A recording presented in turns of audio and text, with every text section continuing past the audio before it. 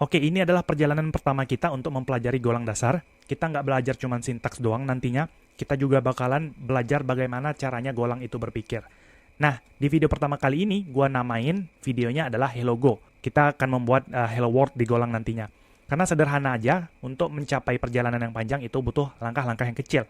Nah, menurut gua, membuat Hello World di bahasa pemrograman yang baru kita pelajari itu adalah langkah yang kecil. Nah, sebelum kita menuliskan codingan di Golang itu sendiri, di sini gua ada ngasih ke kalian beberapa referensi yang bisa kalian pelajari untuk mempelajari Golang dasar ya. Yang pertama ada buku namanya Get Programming with Go yang ditulis oleh dua orang, Nathan Youngman sama Roger Pip. Ini difficulty-nya menurut gua mudah, ini bisa jadi entry point kalian atau jadi jalan masuk kalian bagi yang baru mempelajari Golang. Terus gua recommended 4/5 bintang ya. Nah, kenapa gua saranin buku ini untuk kalian yang baru mau mulai belajar Golang?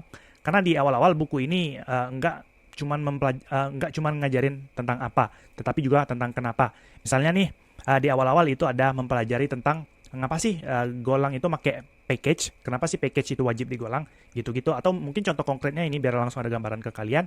Ini nih, ini gua screenshot dari bukunya sendiri. Ini ada hal kecil yang mereka notice, terus mereka kasih tahu ke kita.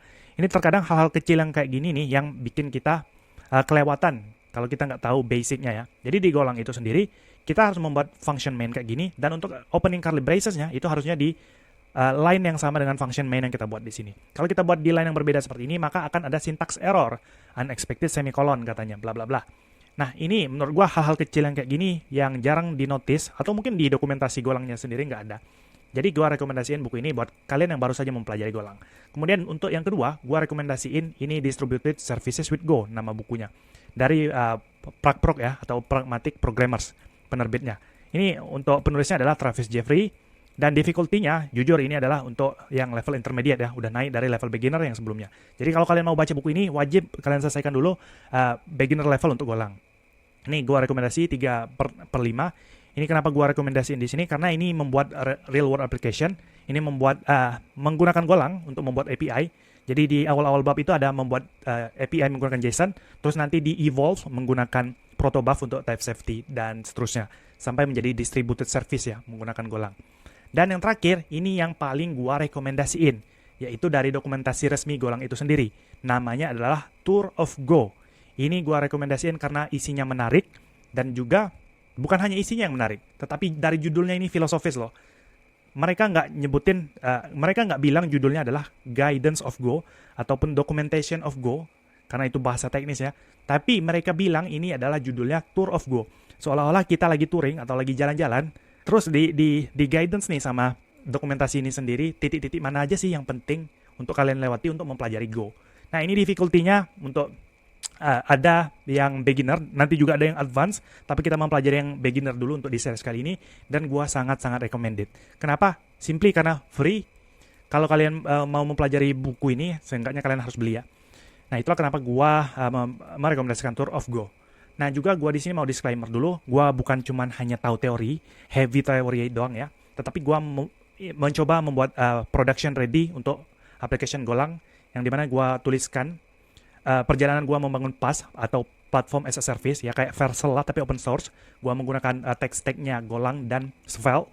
Itu ada, kalian bisa cek aja di portfolio gue wahyusyaputra.com/build logs ya. Ini sampai video ini direkam, itu gue udah nulis 32 build logs ya. Bisa kalian lihat di sini. Oke, mungkin gue langsung aja ke go.dev. Kita langsung mulai series kali ini. Nah, di go.dev ini simply aja klik get started. Dan sesuai yang gue rekomendasiin sebelumnya, klik aja nih yang Tour of Go. Klik aja yang take a tour ya. Terus dibuka ke sini.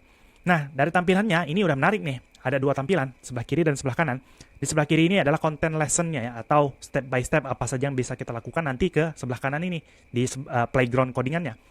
Nah, di sini yang gue suka dari Tour of Go, itu mereka itu menyediakan interactive coding ya. Jadi kalau kita klik di sini ada bagian ada button run, kita klik, itu bakalan waiting for a server, dan kita berhasil mengeksekusi kode Golang. Padahal kita nggak perlu install apapun di sini. Jadi friction-nya untuk memulai itu hampir zero ya. Kita nggak perlu install apapun, kita nggak perlu install VS Code misalnya, kita nggak perlu install terminal, kita nggak perlu install Go di mesin kita, dan sebagainya. Jadi kita bisa langsung menjalankan codingan kita di playground.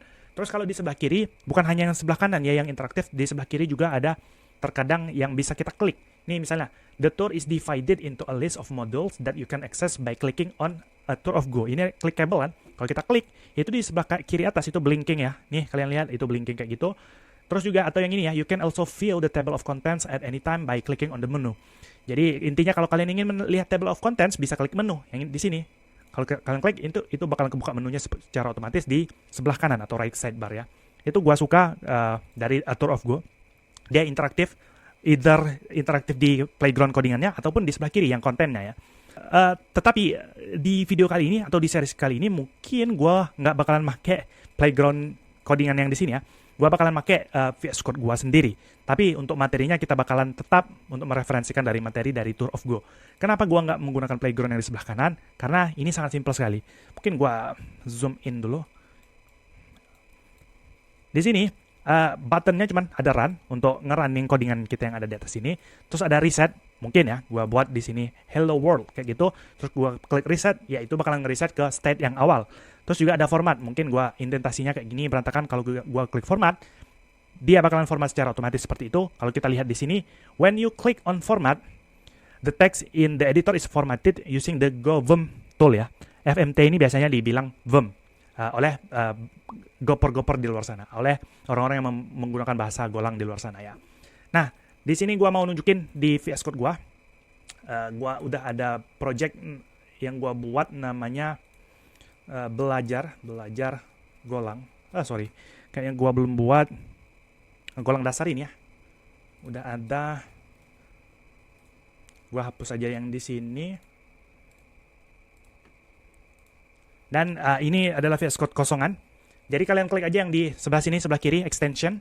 Kalian cari aja yang namanya Go. Terus yang paling atas ini, dari Go Team at Google, kalian klik aja. Terus kalian install. Di sini gua udah install. Kenapa gua menggunakan VS Code ketimbang Playground di Go.dev sebelumnya atau di Tour of Go? Karena ini ada beberapa fitur yang nggak ada di Playground Go sebelumnya. Kalau kita lihat di bagian fitur highlights ini ya, ada fitur highlights. Ada beberapa fitur yang mungkin gua nggak semuanya bakalan jelasin. Ini beberapa fitur seperti IntelliSense. Ini kayak gua bakalan buat sebuah file namanya main.go. Terus di sini katakanlah gua mau split kayak gini. Extension di sebelah kanan. Kayak gini aja.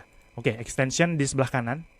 Karena kita mau melihat yang fitur highlights mana tadi. Nih, fitur highlights-nya. Kemudian gua bakalan jelasin di sebelah kiri. Nah, yang pertama adalah IntelliSense. Result appear for symbols as you type. Ini maksudnya gimana? Ini kalau gua copy aja codingan yang dari A Tour of Go, terus gua paste di sini. Untuk yang IntelliSense itu sederhananya autocomplete ya. Kalau gua hapus yang di sini, terus gua control space ya. Sesudah titik gua control space. Terus gua bisa cari misalnya print. Nah, itu udah ada nih.